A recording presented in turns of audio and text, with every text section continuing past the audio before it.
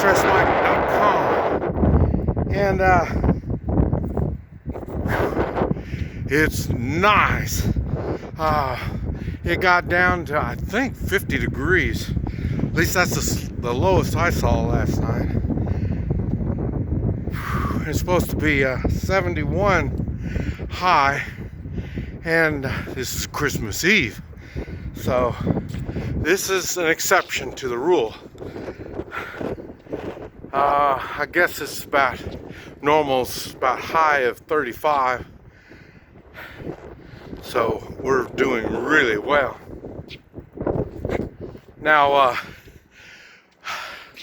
I left my truck unlocked, and it looked like somebody got in my truck. And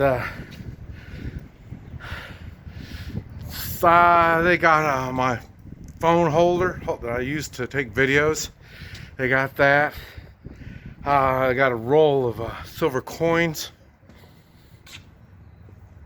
And I think that's about it of things that I've used anyway.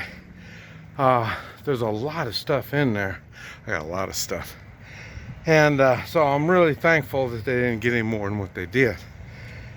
And do I report it to the police? No, I don't.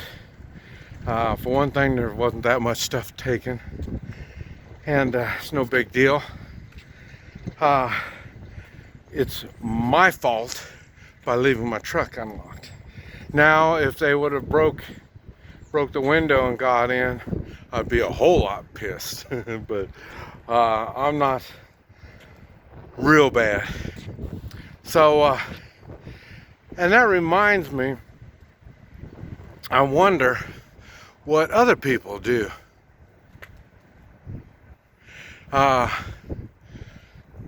When crimes committed to them. It's funny because where I'm at, I'm in Topeka, and the neighborhood, we don't have young kids walking the streets at night. So it was kind of an odd one. And but I think it's funny because there's no reason for doing that kind of stuff in our area, because like I say, people aren't walking, they're not, and it's really no it's not a bad neighborhood, I'll put it that way. And so it's just some kid, I'd say, being ornery, but he's going to have fun if he knows what he was doing when he got that roll of silver coins. But I wonder what happens. What do people do when you live in these neighborhoods that you got people walking the neighborhoods, you got all kinds of crime and stuff going on in the streets? I wonder what they do.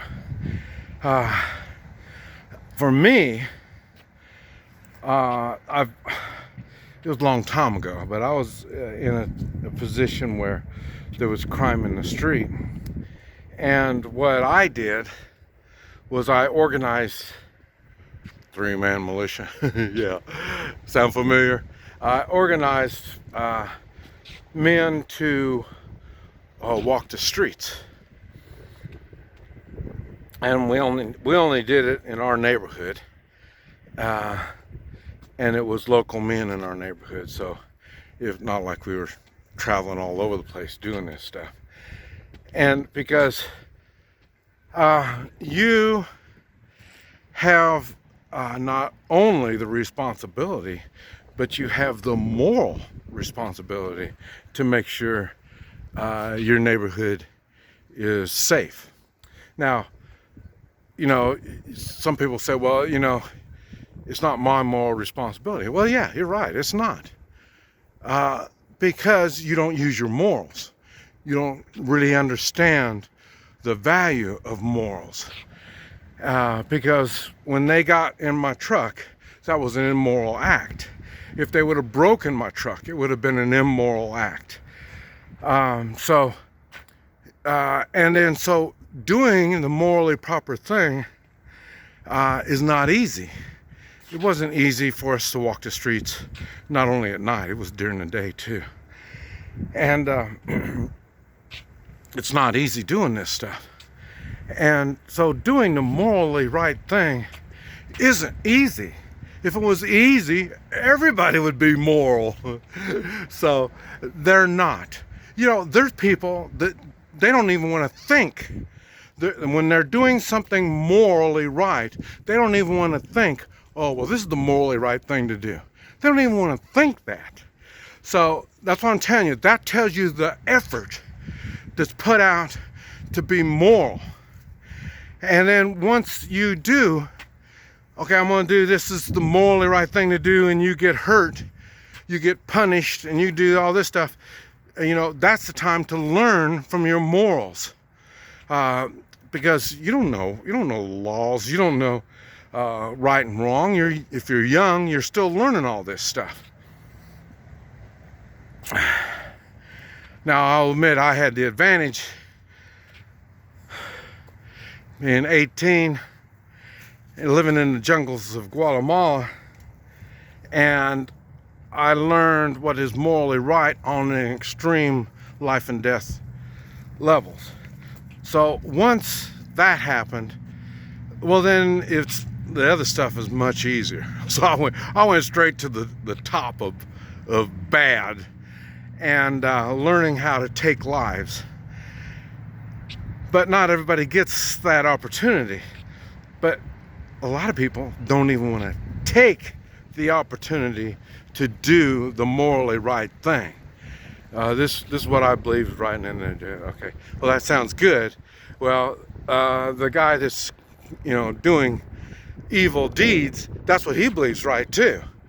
You know what I mean? So, you know, you can't say this is what God said is a morally right thing to do. Let me see. Defend yourself. God said that. Now, does he say it's going to be easy? He didn't say it's going to be easy to defend yourself. I mean, there's things like that I'm talking about. Taking responsibility is not easy. Taking responsibility takes effort. Okay, you know, if you're going to defend yourself, at least know how. How are you going to know how? Learn.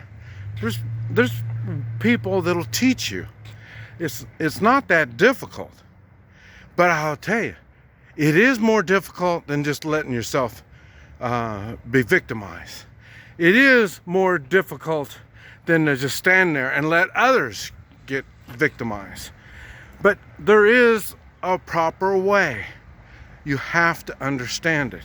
And to understand it, you need to get around people that know and understand it and are willing to help you through it. Now we're right back to the three-man militia.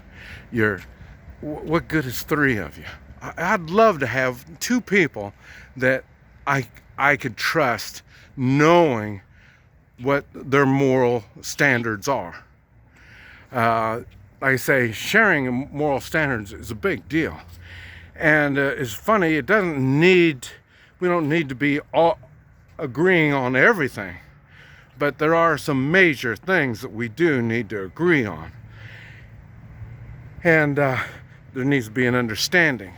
I mean, anybody that's around me, they know how I'm going to react. They know what I'm going to do, because I'm going to do it.